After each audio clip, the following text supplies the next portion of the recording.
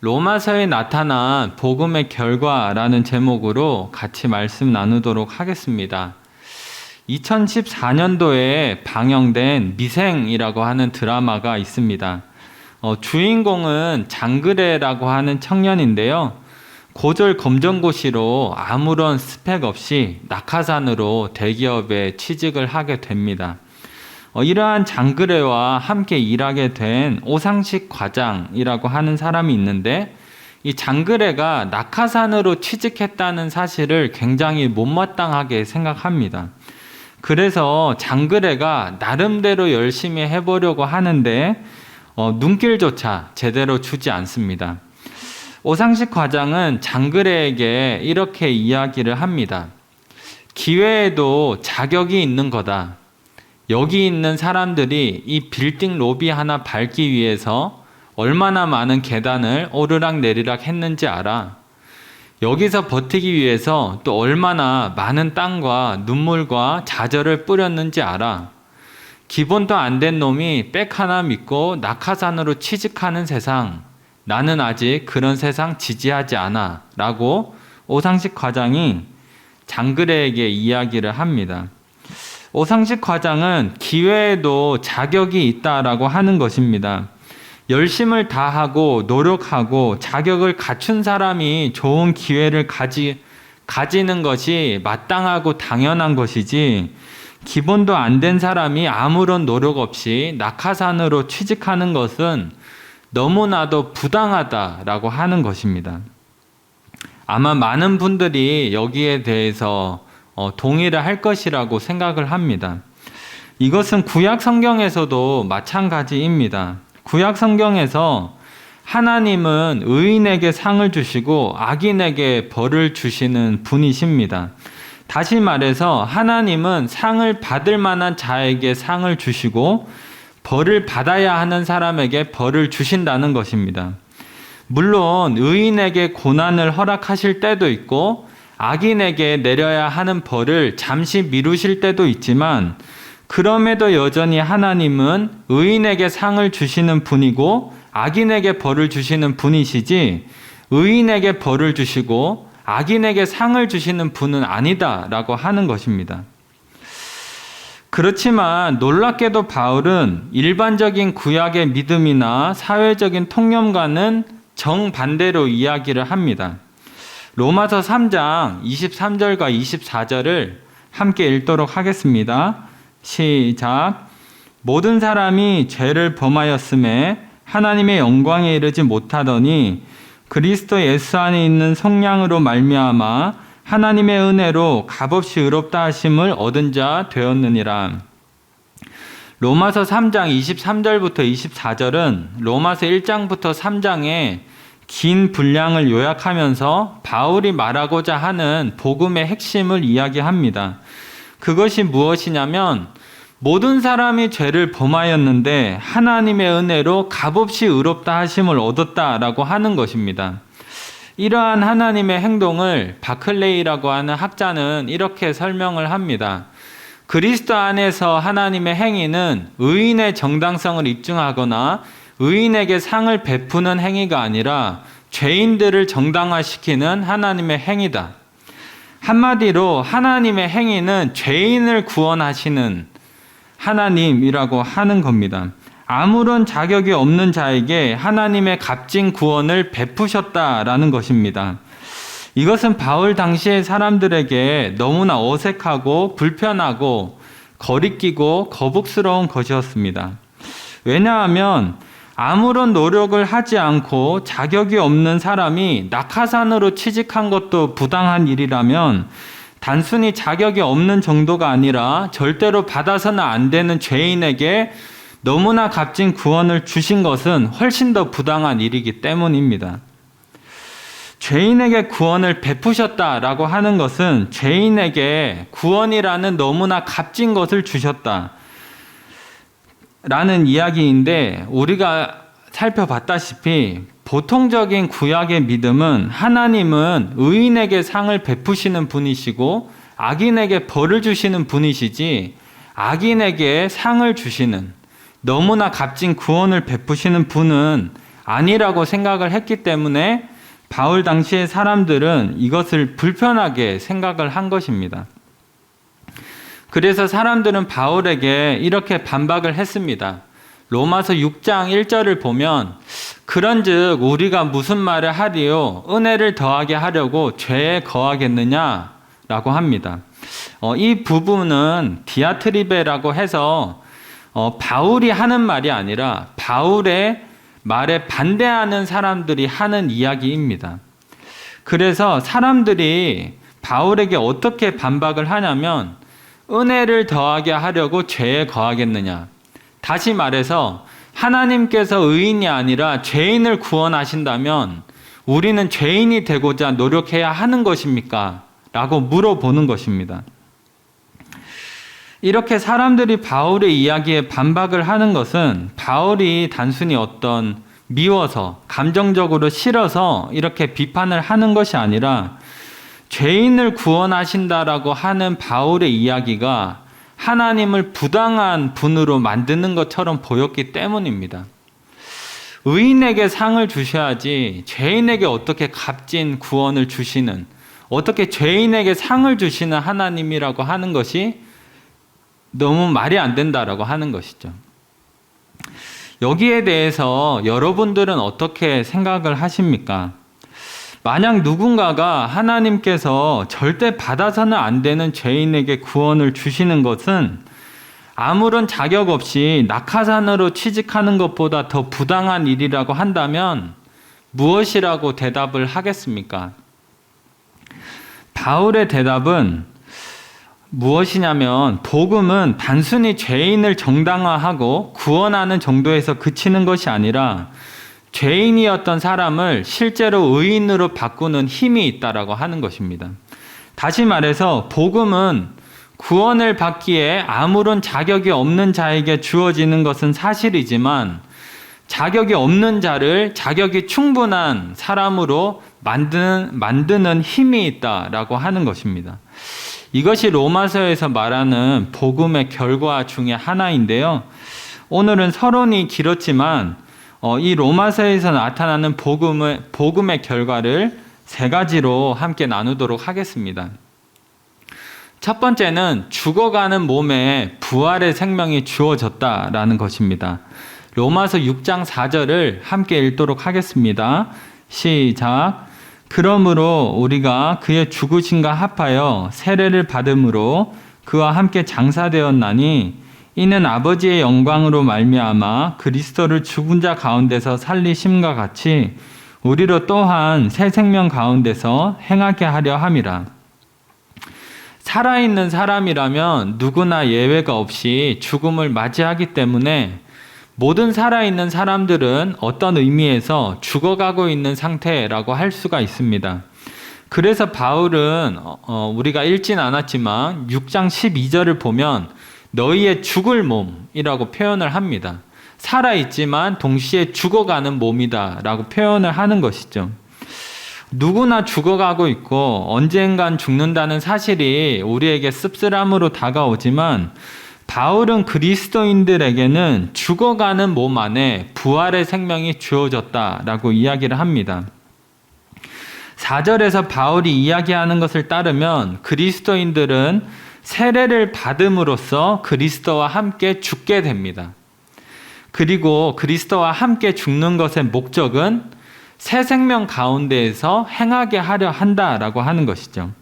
여기서 새 생명이라고 하는 것은 그리스도를 죽은 자 가운데서 살리신 생명, 즉 부활의 생명을 얘기하고 행하게 하려 한다라고 하는 말은 직역하면 걷는다라는 뜻인데 삶의 습관과 모습을 이야기합니다.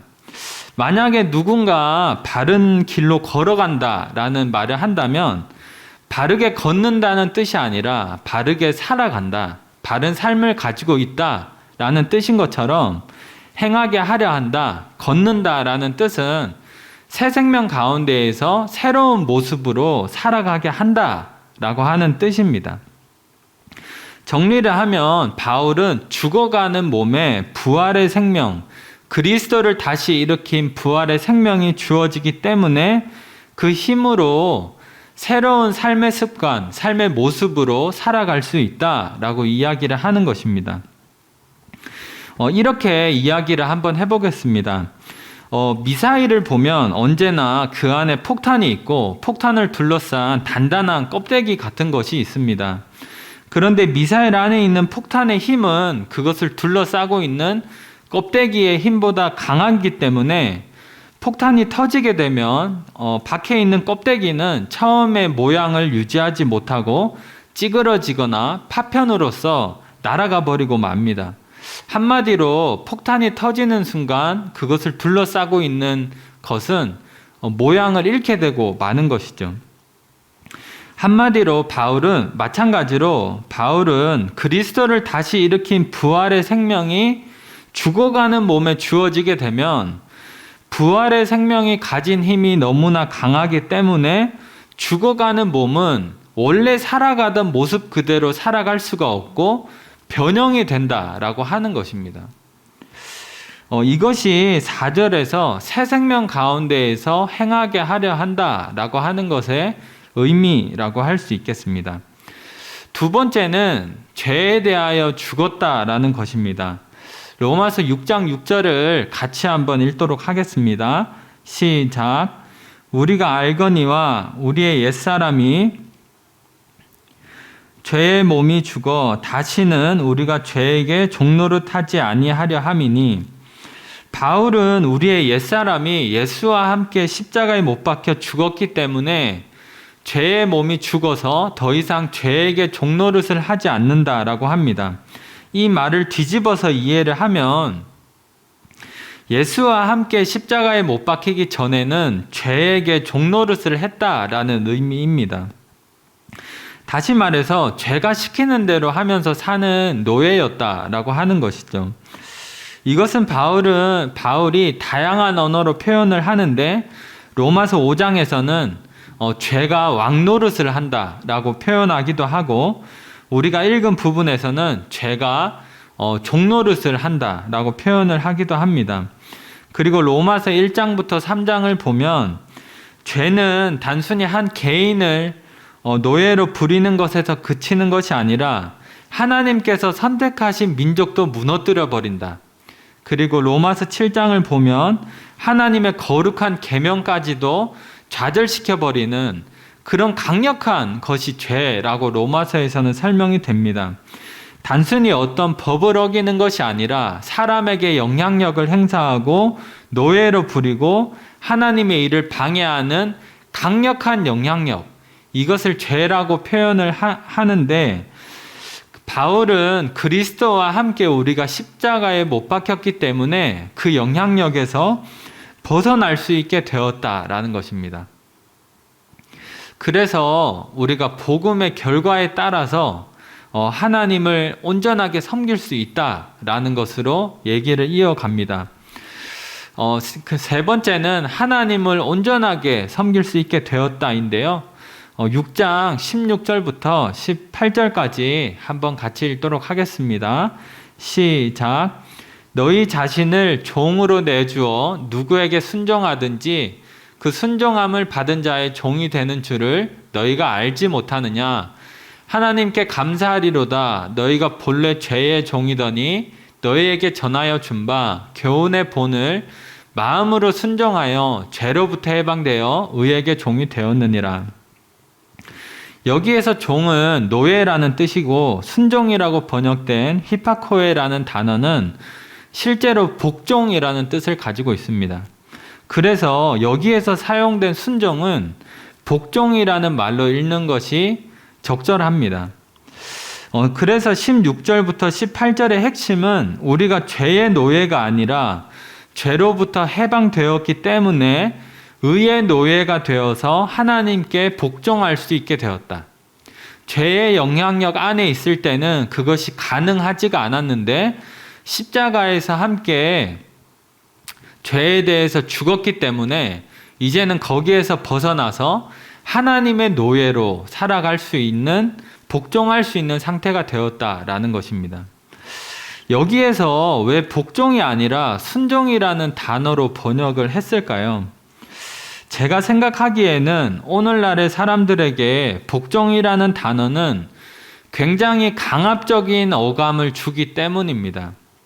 사랑의 하나님께서 우리에게 복종을 요구하실 리가 없겠지라고 생각을 하는 것입니다. 여기에서 바울이 복종이라는 강한 어감의 단어를 사용하는 것은 하나님이 우리를 노예처럼 끔찍하게 다루신다거나 우리가 복종하지 않으면 끔찍한 일을 당할 것이기 때문이 아니라 반드시 하나님을 따라야만 한다라는 것을 말하기 위해서 복종이라는 강한 어감의 단어를 사용한 것입니다. 하나님을 따르는 것은 기분이나 상황에 따라서 해도 되고 안 해도 되는 것이 아니라 반드시 해야 한다라고 하는 의미입니다.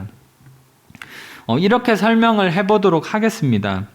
운동을 하지 않고 먹기만 해서 굉장히 심각하게 비만인 사람이 있다고 생각을 해보겠습니다. 어느 날 병원에 가서 검사를 해보았더니 운동을 하고 음식을 줄이지 않으면 3달 안에 죽을 것이라는 검사 결과가 나왔습니다. 그래서 의사는 살고 싶으면 반드시 운동을 하고 반드시 음식을 줄여야 한다라고 말했습니다. 기분이나 상황에 따라서 해도 되고 안 해도 되는 문제가 아니라 반드시 해야 당신이 살 수 있다라고 이야기를 한 것이죠. 심각하게 비만이었던 사람은 살고 싶었기 때문에 하기 싫은 날에도 운동을 했고 먹고 싶은 날에도 먹고 싶은 것을 참으면서 운동을 했습니다. 그렇게 시간이 지나자 건강해졌고 그 과정에서 싫어했던 운동을 좋아하게 되었습니다. 사도 바울이 얘기하는 것도 마찬가지라고 생각을 합니다. 로마서 6장 23절을 보면 죄의 삭은 사망이요 하나님의 은사는 그리스도 예수 우리 주 안에 있는 영생이다 라고 합니다. 여기에서 은사라고 되어 있는 단어는 선물이라는 단어인데요. 죄의 결과는 사망이지만 하나님의 선물, 그리스도를 통하여 주는 하나님의 선물은 영원한 생명이라고 하는 것입니다. 이렇게 그리스도 예수 안에만 영원한 생명이 있기 때문에 바울은 하나님을 따라야만 한다라고 이야기를 하는 것이죠. 기분이나 상황에 따라서 해도 되고 안 해도 되는 문제가 아니라 영생으로 나아가기 위해서는 반드시 따라야만 한다라는 것입니다. 이런 의미에서 바울은 복종이라는 단어를 사용하는 것입니다. 물론 하나님께만 생명이 있다는 것을 우리가 알지만 한 번에 따르는 것이 쉽지는 않습니다. 그렇지만 심각하게 비만이었던 사람이 끊임없이 함으로써 결국에 싫어했던 운동을 좋아하게 된 것처럼 쉽지 않은 하나님을 따르는 그 길이 끊임없이 우리가 그렇게 살아갈 때에 하나님과 동행하는 길이 기쁘고 즐겁게 된다라고 하는 것입니다. 이런 의미에서 우리는 복종이라는 단어를 순종이라는 말로 바꿔 쓸 수 있는 것입니다. 하나님을 따르다 보니까 싫어했던 것들이 좋아졌다는 의미에서. 그렇지만 마음에 기쁨이 있을 때는 하고 기쁨이 없으면 하지 않아도 된다는 의미에서 순종은 없다라고 하는 것이죠. 그때는 복종이라는 단어를 써서 따라야만 한다라는 것입니다. 정리를 하면 결국 로마서 6장에서 바울이 강조하는 것은 하나님을 따라야만 한다라는 것입니다. 왜냐하면 부활의 생명이 우리 가운데 주어졌고 죽어가는 몸에게 부어졌고 우리가 죄에 대해서 십자가에서 죽었기 때문에 이제는 하나님께 복종할 수 있는 상태가 되었기 때문입니다. 여기까지가 로마서에서 나타난 복음의 결과 중에 하나인데요. 이제 전체 정리를 하고 적용을 하고 마치도록 하겠습니다. 바울은 의인에게 상을 주시고 악인에게 벌을 주시는 하나님이 아니라 죄인에게 구원을 주시고 사랑과 자비를 베푸시는 하나님이라고 말했습니다. 많은 사람들이 이것을 부당하게 생각했기 때문에 바울에게 반박을 했고 바울의 대답은 복음에는 능력이 있는데 자격이 없는 죄인이 구원을 받기에 충분한 의인으로 바꿔지는 힘이 있다라는 것입니다.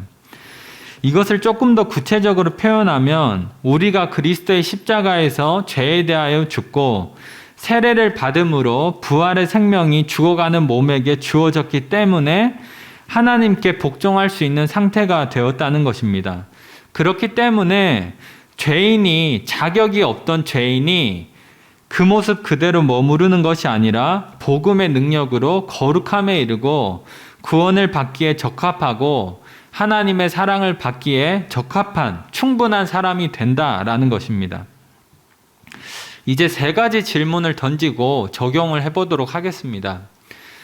성경이 말하는 바는 알겠으나 실제로 되는 것입니까? 라고 물어볼 수가 있겠습니다. 강도사님, 성경의 이야기는 잘 알겠습니다. 바울이 이러이러해서 우리가 드디어 하나님을 따를 수 있게 되었다라고 말하는 것은 알겠으나 실제로 되는 것입니까? 라고 물어볼 수 있겠습니다. 바울은 다메섹에서 부활하신 주님을 신비 중에 만나고 삶이 완전히 변했기 때문에 실제로 복음의 능력은 우리를 거룩함에 이르고 변할 수 있다라고 대답을 할 것입니다.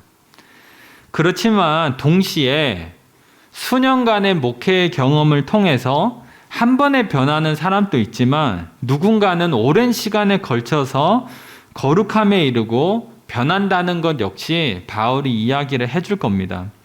중요한 것은 한 번에 변한 사람이라면 그 삶을 계속해서 유지하는 것이 중요하고, 오랜 시간이 걸리는 사람이라면 어차피 안 된다고 포기하는 것이 아니라 꾸준히 하나님을 따르는 것이 중요하다라는 것입니다.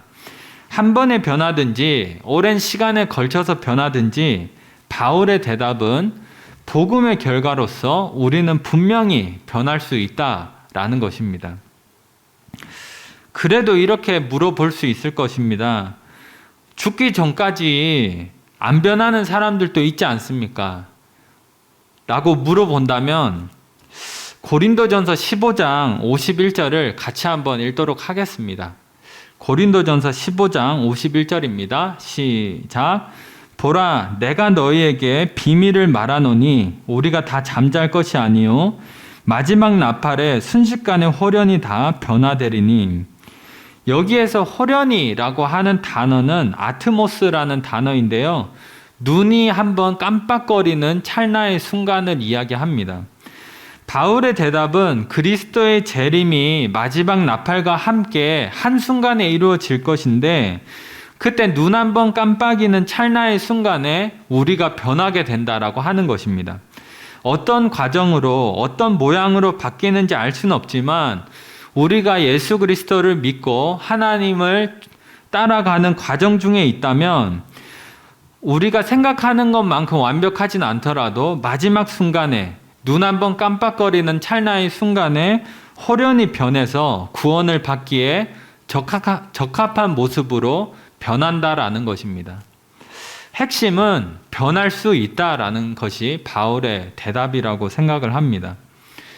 두 번째는 거룩함에 이르고 구원을 받기에 적합하고 사랑을 받기에 충분한 삶이란 어떤 것입니까? 이 질문에 대한 대답이 로마서 12장부터 15장까지입니다. 거기에 보면 많은 내용이 있지만 전부는 집에서 한번 읽어보시길 바라고 지금은 2구절만 읽도록 하겠습니다. 로마서 15장 6절입니다. 함께 읽도록 하겠습니다. 시작. 한 마음과 한 입으로 하나님 곧 우리 주 예수 그리스도의 아버지께 영광을 돌리게 하려 하노라. 이것은 예배 생활을 이야기합니다. 아까 말했던 하나님을 예배할 수 없었던 자격이 없는 죄인의 인생이 복음의 결과로 인해서 하나님께 예배할 수 있게 된다는 것, 이것이 바울이 하나님께 사랑을 받기에 충분한 삶의 모습으로 꼽는 것 중에 하나입니다. 예배할 수 없었던 인생이 하나님께 예배를 드릴 수 있게 되는 것. 그리고 로마서 12장 6절부터 8절은 또 이렇게 이야기를 합니다. 함께 읽도록 하겠습니다. 우리에게 주신 은혜대로 받은 은사가 각각 다르니 혹 예언이면 믿음의 분수대로, 혹 섬기는 일이면 섬기는 일로, 혹 가르치는 자면 가르치는 일로, 혹 위로하는 자면 위로하는 일로, 구제하는 자는 성실함으로, 다스리는 자는 부지런함으로, 긍휼을 베푸는 자는 즐거움으로 할 것이니라. 이것은 우리가 읽으면 알다시피 하나님이 주신 은사를 가지고 섬기는 것을 얘기를 합니다. 이것 외에도 바울은 로마서 12장부터 15장에서 여러 가지 것을 얘기하지만 우리가 살펴본 두 가지, 하나님께 예배하는 인생, 그리고 하나님이 주신 것으로 교회와 이웃을 섬기는 인생, 그것이 가능하지 않던 사람이 이제는 그것이 가능해졌다라고 하는 것입니다. 마지막 세 번째 질문은 거룩함에 이르고 구원을 받기에 적합한 삶이 구체적으로 어떻게 가능한 것이냐. 적합한 삶의 어떤 모습인지는 방금 나누었지만 이것이 어떻게 가능한 것이냐 하는 것을 마지막으로 나누도록 하겠습니다. 로마서 6장 12절부터 13절입니다. 함께 읽도록 하겠습니다. 시작. 그러므로 너희는 죄가 너희 죽을 몸을 지배하지 못하게 하여 몸의 사욕에 순종하지 말고, 또한 너희 지체를 불의의 무기로 죄에게 내주지 말고 오직 너희 자신을 죽은 자 가운데서 다시 살아난 자 같이 하나님께 드리며 너희 지체를 의의 무기로 하나님께 드리라. 12절에 보면 바울은 죄가 손과 발이 움직이는 몸을 지배하지 못하게 하라고 합니다. 그리고 13절에서는 너희의 지체, 마찬가지로 손과 발이 움직이는 몸을 하나님께 드리라고 합니다. 바울이 로마서 6장에서 강조하는 것은 마음이 아니라 손과 발이 움직이는 몸을 하나님께 드리라고 하는 것입니다. 우리는 마음이 변해야 행동이 변한다는 것도 받아들여야 하지만 행동이 변하면 마음이 변한다는 것도 받아들여야 합니다. 마음과 행동은 서로 영향을 주고받는 것이지 마음이 일방적으로 행동에게 영향을 주는 것이 아닙니다.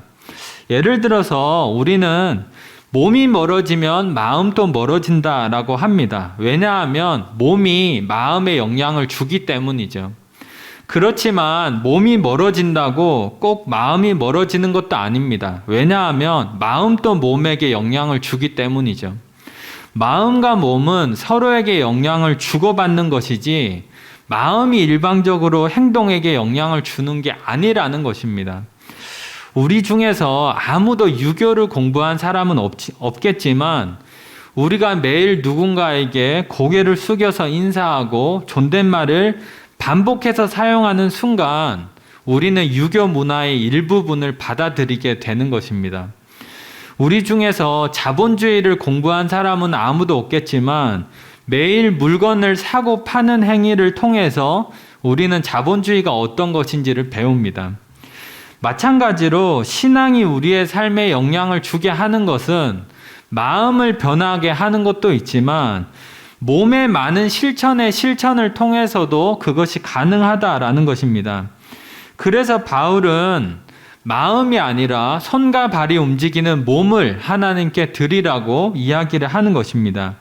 그렇기 때문에 마음이 없다고 예배를 그만두는 것이 아니라 마음이 없어도 예배의 자리에 우리의 몸을 가져다 놓아야 하는 것입니다.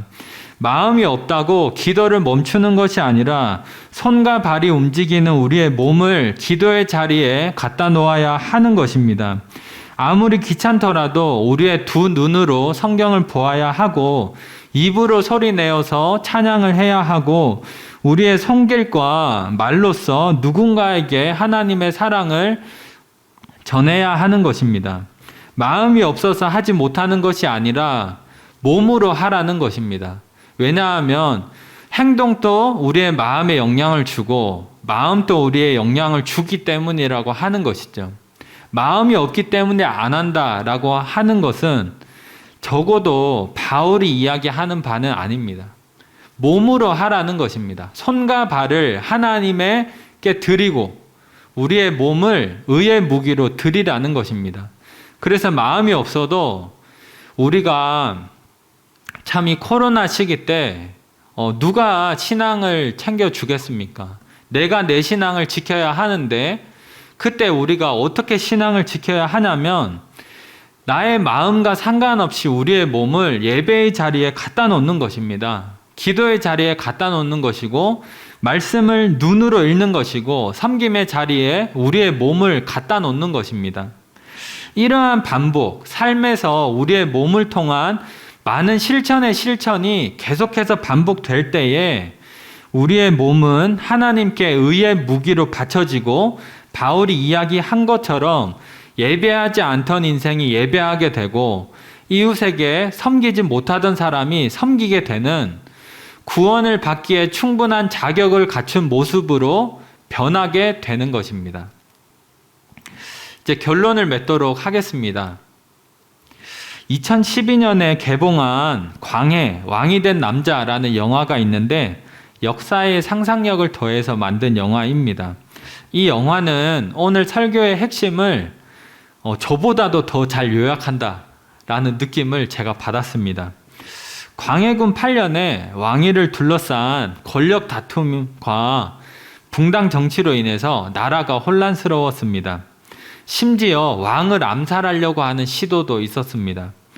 여기에 불안과 두려움을 느낀 광해군이 도승지 허균에게 나하고 똑같은 사람을 찾아내라.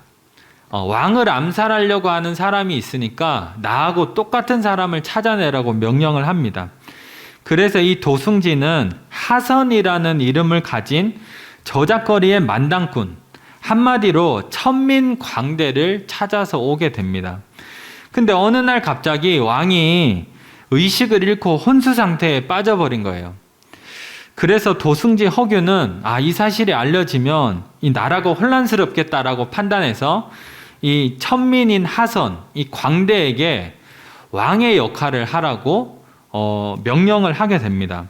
그래서 어쩔 수 없이 이 광대이자 천민의 신분으로 살아가던 이 하선이 왕으로서 살아가게 되는데 겉모습은 왕의 옷을 입고 왕과 똑같이 생겼지만 사실 하선이 하는 모든 행동은 천민스럽게 행동을 했습니다.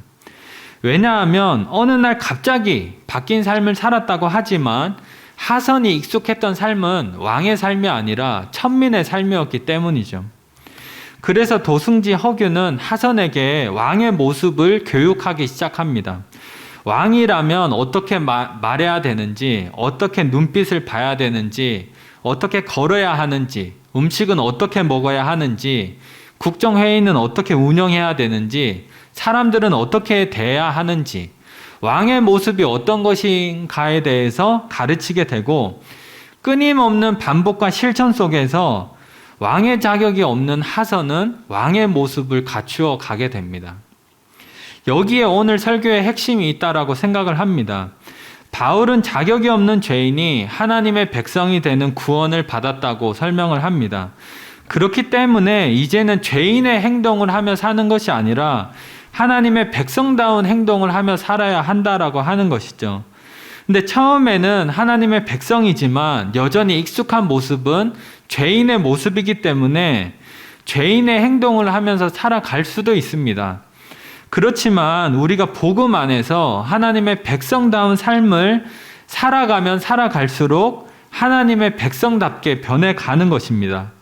말 한마디부터 눈빛까지 걸음걸이, 음식을 먹는 것, 사람들을 대하는 모든 것에서 우리의 삶에서 손과 발이 움직이는 몸으로 계속해서 반복적인 실천을 할 때에 놀랍게도 하나님의 백성의 자격이 없던 그저 공짜로 구원을 받은 것 같던 죄인이 하나님의 백성다운 모습을 갖추어 간다라고 하는 것입니다.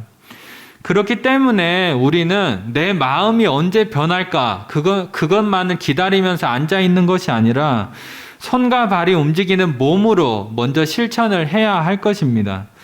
그러면서 우리는 하나님의 백성다운 모습을 갖추어 나가게 되는 것입니다.